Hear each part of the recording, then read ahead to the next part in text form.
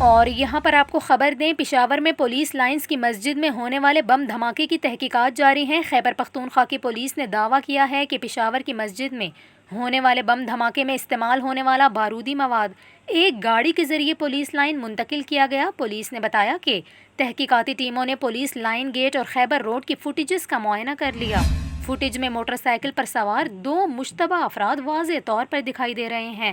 Police حکام نے انکشاف کیا ہے کہ بارودی مواد مبینہ طور پر گاڑی کے ذریعے پولیس لائن منتقل کیا گیا، جبکہ پولیس کے مطابق گزشتہ روز پولیس لائن میں 140 افراد پولیس لائن میں داخل ہوئے، جبکہ تفتیشی ٹیم پولیس بیرکوں میں موجود لوگوں کی پروفائلنگ کر رہی ہے۔ واضح رہے کہ پشاور کی مسجد میں ہونے والے ہولناک دھماکے میں اب تک جاں بحق ہونے والوں کی تعداد 92 ہو گئی۔ سیکیورٹی حکام نے بتایا کہ دھماکہ پیر کی دوپہر 1:40 پر اس وقت ہوا جب ظہر کی نماز ادا کی جا رہی تھی، جس کے نتیجے میں مسجد کی چھت گر گئی۔